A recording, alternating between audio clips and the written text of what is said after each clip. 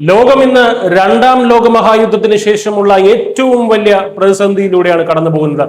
Iran Israel America യുദ്ധത്തിനെ പറ്റിയാണ് പറയുന്നത്.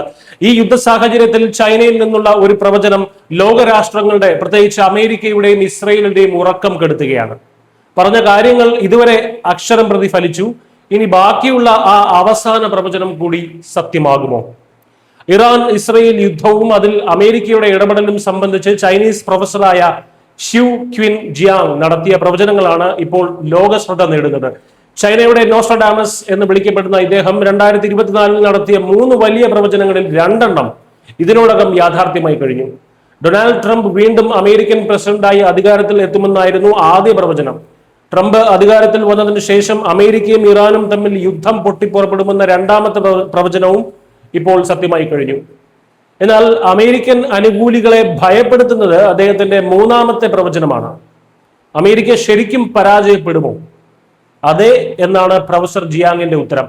ഇറാനെതിരായ ഈ യുദ്ധത്തിൽ അമേരിക്കയ്ക്ക് വൻ പരാജയം നേരിടേണ്ടി വരുമെന്ന് അദ്ദേഹം ഉറപ്പിച്ചു പറയുന്നു.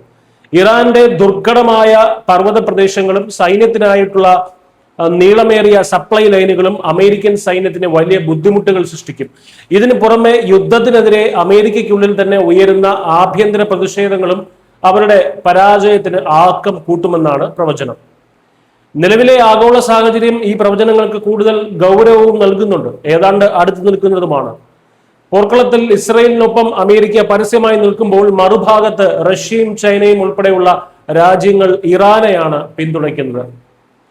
പ്രൊഫസർ ജിയാങ്ങിന്റെ ആദ്യ 2 പ്രവചനങ്ങളും കൃത്യമായി സംഭവിച്ചത് കൊണ്ട് തന്നെ ഈ 3ാമത്തെ പ്രവചനത്തെ ലോകത്തിന് അത്ര പെട്ടെന്ന് തള്ളിക്കളയാനാകില്ല.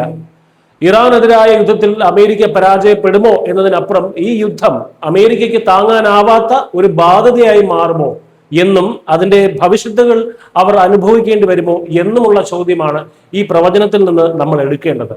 ഈ പ്രവചനം സത്യമായാൽ അത് ആഗോള ഭൗമരാഷ്ട്രീയ ചരിത്രത്തിലെ ഏറ്റവും വലിയ അട്ടിമറിയായി തന്നെ മാറും. News desk Malayalam.